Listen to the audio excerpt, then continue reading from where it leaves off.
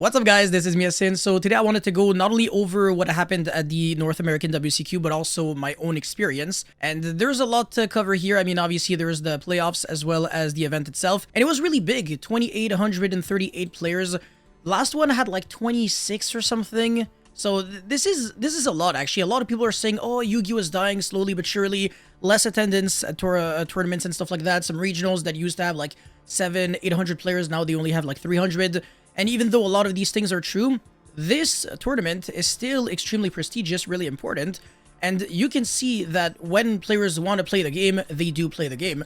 So that's a really cool thing that you should actually keep in mind. And also the fact that there's the new pricing now. So, you know, day 2 pricing with the prize cards, Card Trooper, Effect Veiler. That's really interesting as well. And obviously going to Worlds is always something that people are trying to do. And a lot of pretty good players are going to Worlds as well as some people that I think deserve it really well. So yeah, anyways, before we go any further, you know the drill, smash the like and subscribe button, it really motivates me a lot to keep making videos like these. And also shoutouts to, of course, my Crystron, Lunite, and Blue Eye Spreadsheet, which you can find on my website, yacineygo.com. And shoutouts to my sponsors, Supreme Pro at tsx1.com. And with that being said, let's get right into it. Okay, so obviously the tournament that happened in Indianapolis, which is one of the most garbage cities I've ever been to in my entire life. This is not really controversial. I feel like most people can agree that the city sucks. The Midwest in general is trash, honestly. I'm not even American.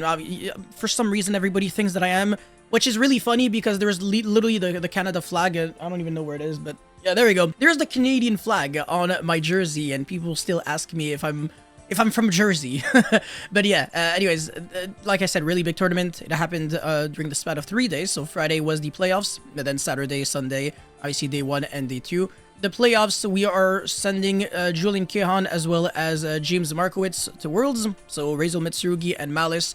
Honestly, the playoffs was really just Raziel and Mitsurugi. Raziel and Malice. Either Raziel Mitsurugi or Raziel Gagaga, whatever. But yeah, not really super diverse. It really does feel like a tier 0 format, even though when you look at like top 64 and stuff, there's a lot of different decks. But yeah, the decks that always end up doing super well are always like the more predictable decks and stuff like that. Obviously, the event was won by not one of those decks, but still, you get what I'm trying to say. But yeah, shoutouts to Clifton and Jeremy Glassman for being really close and getting top 4. Especially shoutouts to Clifton. I mean, he suffered more than, man, everyone, huh? It's crazy. He had like so many opportunities because he lost like on the finals of the playoffs, and then he lost in the finals of the NAWCQ, which is top 8. Top 8 is the finals because after top 4, you don't really care anymore. Winning the NAWCQ is really just for glory, but what really matters is going to Worlds. Super unfortunate because Clifton is such an incredible player. So yeah, really did. He really would have deserved to go to Worlds. So yeah, hopefully next year he can have it. That would be absolutely fantastic. Nothing, like I said, nothing really interesting with the playoffs. I mean, a lot of matches were dictated by who won the dice roll, or did the opponent break, or how impactful were the hand shops. I don't know. It didn't really feel like anything special. And honestly, just spectating a lot of the future matches, it almost felt like a little black billing for me because, like I said, when I was losing my matches, like I only played 3 rounds. I lost round 1 and round 3 to the exact same thing, which was me going second against my opponent and having both of my hand shops just not resolving, or sometimes a little more than that. So my opponents had Ash called by and cross out for both rounds that I lost, which is insanity. So again, my opponents were making full board and I was hand looping myself for 2 to 3 cards. Seen a lot of people commenting, oh yeah, you should play board breakers instead. Look at what Gem-Knight did. You know, this is completely irrelevant. Board breakers are even more high rolly than hand shops, because with board breakers, you're really trying to draw like a perfect combination of different board breakers with a great engine hand. Whereas with hand shops, you can almost afford to break, and you can grind it out to like a simplified game state. So even if your hand is not the best, you can still win. Whereas with board breakers, it's not this. With board breakers, it's not the same thing. Your hand still has to be extremely good. Your opponent has to have like no hand shops really, and also has to like kind of misplay into your board breakers into your engine. And there are a lot of like end boards that are way too layered. So even if you do have board breakers, it's not gonna matter because your opponent is searching trap cards, searching hand shops, having graveyard interruptions. It's way too much. Obviously, the event was won by Wilfredo. He played incredibly well, by the way. So huge shouts to you. And he won with Fiendsmith Orchest. His list was super clean, really minimizing on the amount of bricks that he played. As you can see here, 41 cards, and I believe it's 16 one-card starters, if I recall correctly. So 3, 6, 8. Even though Skeleton is not like a full 1-card starter, it's still not too bad. And then 11, 12, 13. And then 14, 15. Hold on a second. Am I blind? Whatever. A decent amount and a huge, massive amount of non-engine cards. Pretty much everything else that wasn't Babel or Crescendo or Paradise is like a non-engine. 2, 5, 8, 11, 14, 17, 20, 21, 22. Yeah, 22 non-engine out of 40. 41. That's absolutely ridiculous. That's a lot. And obviously, if you draw like one of your... Oh, actually, yeah, and also the World Crown is not really a real card, but it is what it is. Yeah, obviously you're always gonna have to play like some unfortunate bad cards in your deck in order to make it work. But yeah, I mean it's obviously a great list. It doesn't lose to Droll or Beryllium, and it can play Mistaken Arrest incredibly well because other than Engraver and Tract, you're not really searching in this deck. You're really just interacting with your deck in other ways, and you're also interacting with your graveyard better than pretty much everyone else. Even though this deck does have a problem with like Meows as a board breaker almost. It doesn't really matter too much because you're giving a token to your opponent, so you're really just blocking it. And also it means that X-Ratio is most likely not going to be able to search, so it can be really good against a bunch of decks. And also if your opponent plays some Kishtiras, we never know. So yeah, I do think that Orcust has a lot going for it. It's a very technical deck. It's a really nice deck, it's just that it does feel like it has some consistency and some breaking issues at times, but it is what it is. Like obviously at this point it's really just Yu-Gi-Oh! Is like that. If you want to play a lot of non-engine cards so that you're going second is good, you're gonna have to accept the fact that you're gonna make your deck less consistent. So are you really going with more engine and less non-engine, or the other way around? Players like Lucas Sacco, he prefers going with like maximum non-engine and like very minimal non-engine cards, but obviously not everybody agrees on the philosophy.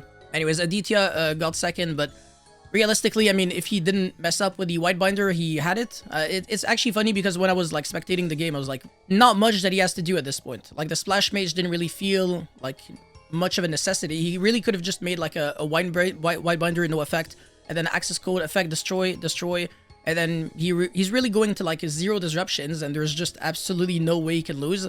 But yeah, I mean, he kind of did complicate it a little too much. He was overthinking, and I just think he didn't really care too much about what World Crown could do against him. So yeah, I mean, it's really unfortunate because Baldric, Tribute to Banish, a Synchro, Fusion, Xyz, or Link, it's not supposed to be good against Malice, but it ended up being good because he summoned Splash Mage, so that's, I guess, misplay number 1. And misplay number 2 was obviously using White Binder's effect on summon. I was like, there's no way you can do that, because if you don't have like a Bestial or something in your hand, you just lose the game on the spot. And that's exactly what happened. So yeah, sometimes obviously the stars aligned in your favor so that you're the one who's destined to win. But still, obviously Aditya making it to the finals twice. And really only losing to like a misplay shows that, you know, not only he plays well for like the majority of his games, because otherwise he wouldn't have made it that far, but also his deck is really good. And I mean, Malice is Malice is a broken deck. And also, look at this, Mistaken Arrest in both players' side decks. What do you know? I wasn't expecting that. This is completely ridiculous. And yeah, I mean, it really just goes to show that a lot of, like, this game is really dictated on, like, the turn skips and, like, the lingering floodgates.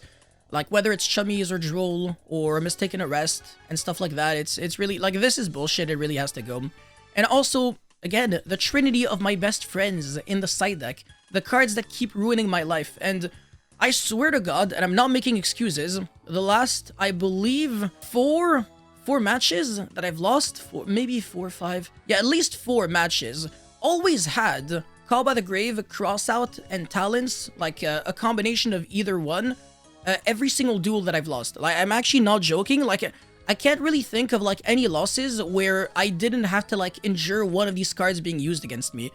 It's actually insanity. They're one-ofs, and I swear to God, they always resolve. Like, I mean, they're always drawn.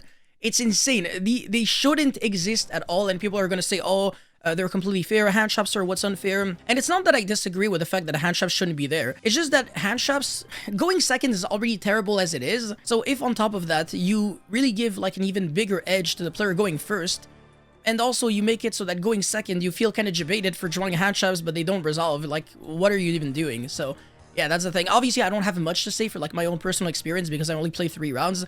But yeah, that's all I can really say. Called by, Cross out, and obviously Ash for the Chummies.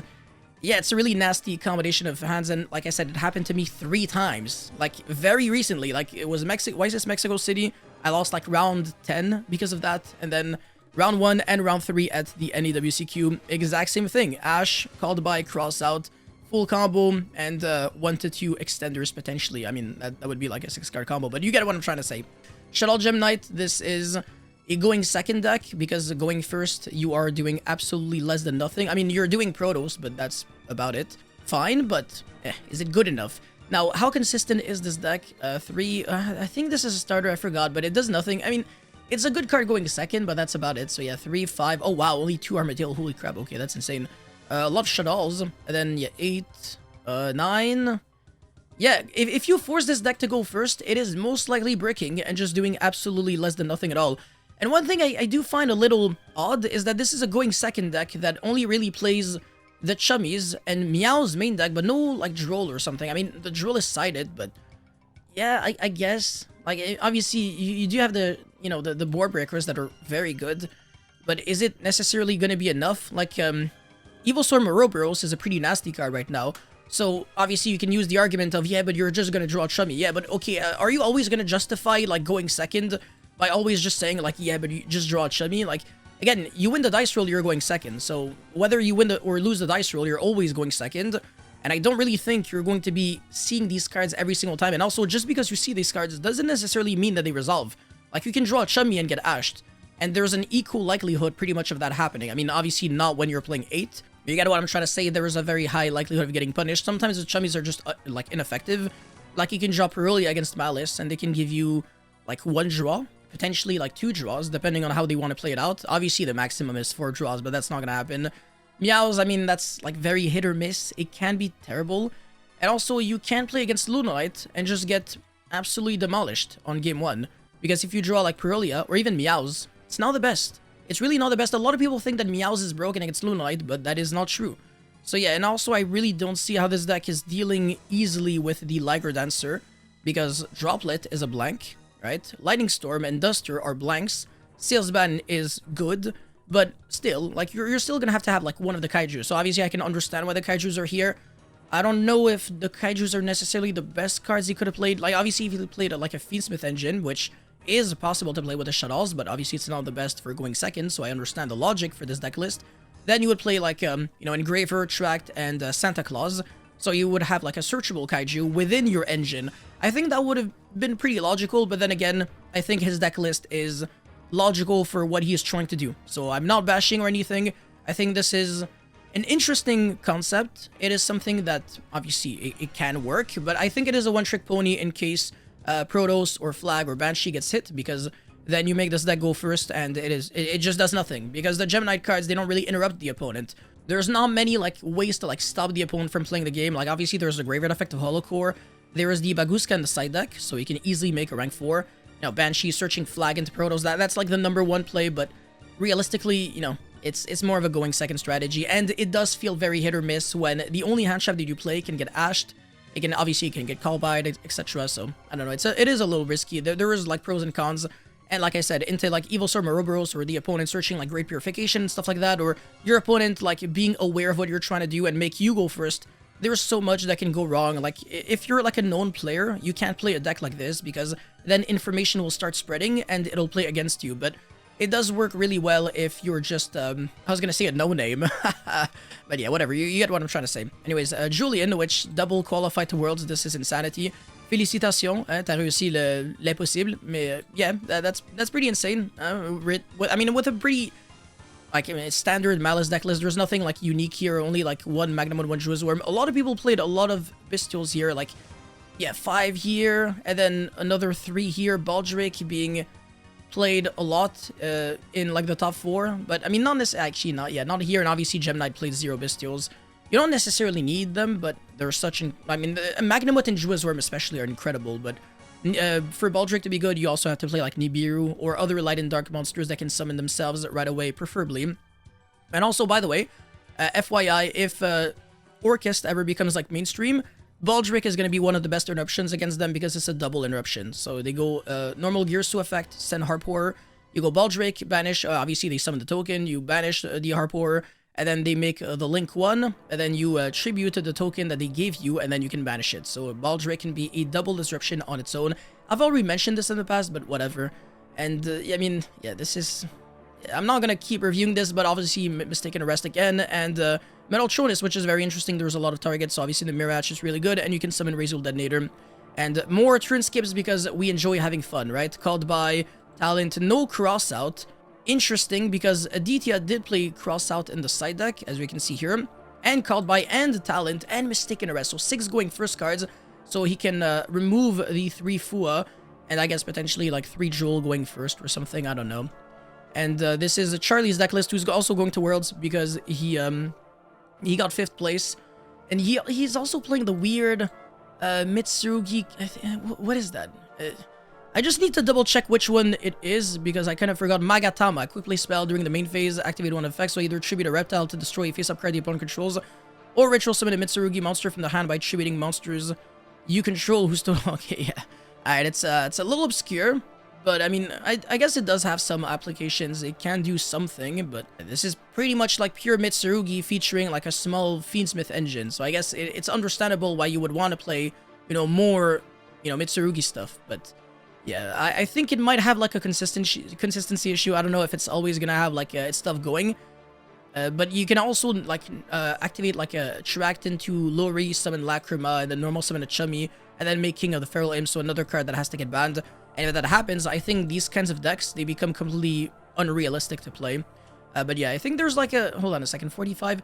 Let's just count the amount of starters. So 4, 5, 8, 9, I think. Forgot already. 12, 15, 16, yeah, okay, sure. 16, I think, 16, 17 in 45.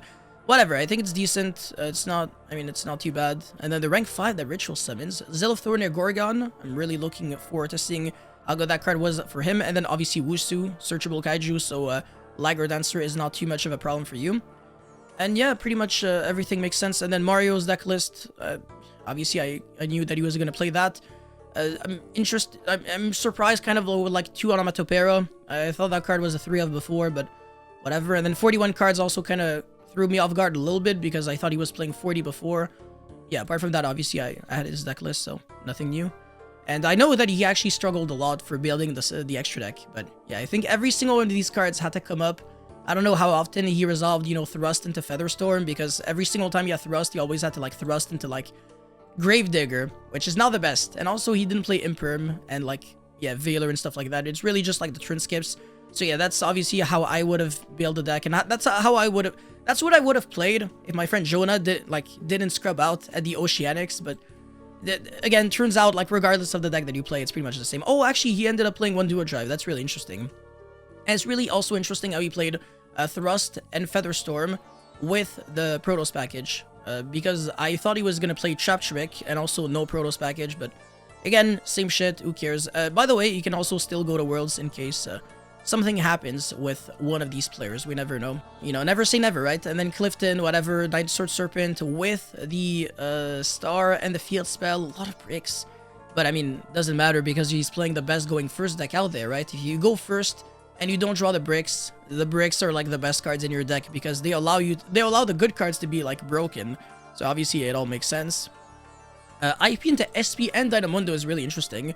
And then, yeah, no rank 5 to reveal off of 7. Oh, actually, no, I just realized. No 7 Tachyon, period.